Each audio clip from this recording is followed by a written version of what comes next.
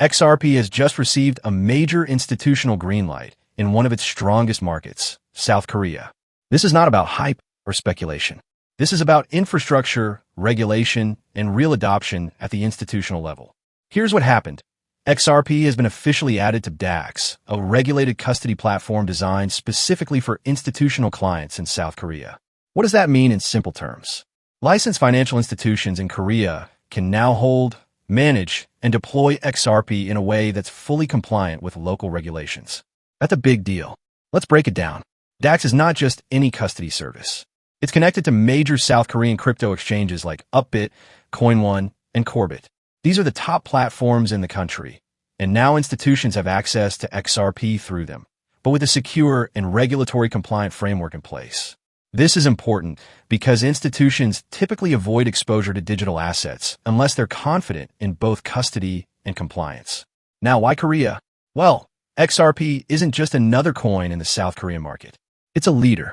On Upbit, XRP accounts for over 19% of the trading volume, with more than $629 million in daily turnover.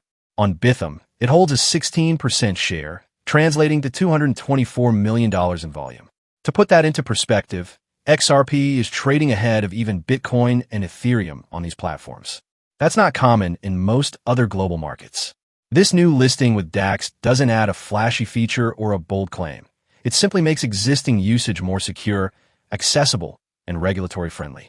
In a market where XRP is already dominant, that kind of back-end upgrade could make a bigger impact than any announcement about future plans or roadmaps. Let's also not forget what this means for Ripple, the company behind XRP. Ripple has long positioned XRP as a utility asset, focusing on cross-border payments and institutional finance. With this BDACS listing, Ripple now has an easier path to deepen its relationships in Korea without having to overhaul or disrupt the systems already in place. It's what you might call an alignment with reality. Instead of chasing new markets or promising big future breakthroughs, this move is all about reinforcing XRP's strength where it already exists.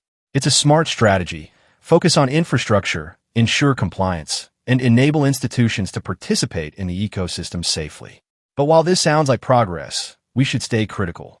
This doesn't automatically mean price explosions or sudden market shifts. We've seen many infrastructure wins for different coins that don't immediately reflect in price action. What matters here is long-term positioning. Giving institutions proper access to XRP might not drive a spike tomorrow, but it sets the stage for larger capital inflows over time, especially if regulations tighten and fewer assets meet the standard. And we need to acknowledge that South Korea is a unique market. High retail engagement, fast-moving crypto culture, and regulatory evolution all make it very different from, say, the US or Europe. The question now is whether this kind of regulated access to XRP through BDACS will become a model for other countries. In conclusion, XRP's addition to BDACS might not sound like a headline-grabbing move, but it's a foundational one. It empowers institutions, it cements XRP's dominance in Korea, and it gives Ripple more ground to expand its utility narrative quietly but effectively.